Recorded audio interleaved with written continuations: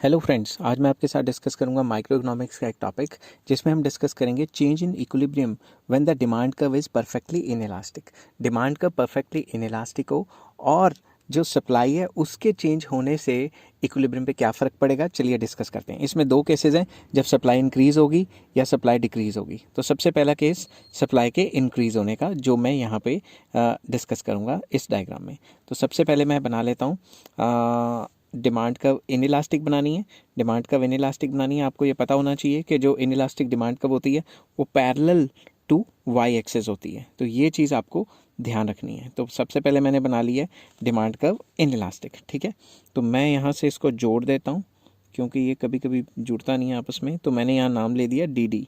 D D is the demand curve जो inelastic है, ठीक है।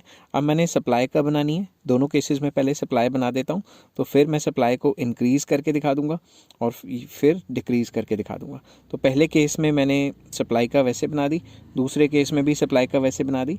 तो अब मैं क्या करता हूँ, इसको नाम दे देता हूँ S S is the supply curve, ठीक है। तो ये हो गया E is the point of equilibrium, ये पॉइंट इक्विलिब्रियम का हो गया। इससे डॉटेड लाइन अगर हम लगाएं तो ये आ गई इक्विलिब्रियम प्राइस, और इसको नीचे ये तो इक्विलिब्रियम क्वांटिटी है ही है, तो ये इक्विलिब्रियम का पॉइंट आ गया। अगर मैं इसके डॉटेड लाइन लगाऊं तो ये हो गया इक्विलिब्रियम प्राइस, और ये इक्विलिब्रियम क्वांटिटी तो है ही है। तो पहली सिचुएशन में हमें दिखाना है कि सप्लाई में इंक्रीज़ आ रहा है। तो जब भी सप्लाई इंक्रीज़ होती है, सप्लाई क्या होती है, राइट वर्ड शिफ्ट, ये बात याद रखना। तो सप्लाई को मैं राइट वर्ड शिफ्ट करता हूँ, तो राइट वर्ड शिफ्ट होके ये ऐसे आ गई है सप्लाई। तो नई सप्लाई कब होगी, S1 ठीक है। तो इसको एक बार फिर से बनाने की कोशिश करते हैं क्योंकि वो प्रॉपर नहीं बन रही, ठीक है। तो बैक करते हैं और फिर से सप्लाई बनाते हैं। तो नई सप्लाई कर्व जो है वो ऐसे हो जाएगी, ठीक है। क्योंकि मैंने उस तरफ को ज़्यादा नहीं बनाई थी, इसलिए मैं उस तरफ को बना देता हूँ। तो नई सप्लाई कर्व होगी S1। तो नया इक्विलिब्रियम कहाँ पे आ गया, E1 पे, क्योंकि नई सप्लाई कर्व जब भी राइट वर्ड शिफ्ट हो रही है, इंक्रीज़ हो रही है, तो डिमांड कर्व तो वहीं की वहीं है, उसको यहाँ शिफ्ट तो कर नहीं सकते। तो नई डिमांड और जो नई सप्लाई है और जो पुरानी डिमांड कर्व है वो इंटरसेक्ट हो रहे हैं E1 पॉइंट पे।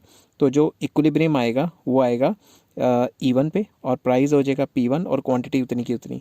तो अगर सप्लाई इंक्रीज़ हो जाए और डिमांड सेम रहे तो प्राइस धड़ाम से गिर जाता है। ये बात इससे सीखने वाली है। और नेक्स्ट सिचुएशन में सप्लाई को डिक्रीज़ करना है। तो जब भी डिक्रीज इन सप्लाई होती है तो सप्लाई क्या होती है, लेफ्टवर्ड शिफ्ट। तो मैं यहाँ सप्लाई को लेफ्टवर्ड शिफ्ट कर देता हूँ, ठीक है। तो नई सप्लाई को मैं लेफ्टवर्ड शिफ्ट कर देता हूँ, तो ये नई सप्लाई होगी S1। ये नई सप्लाई पुरानी डिमांड कर्व को E1 पे काट रही है।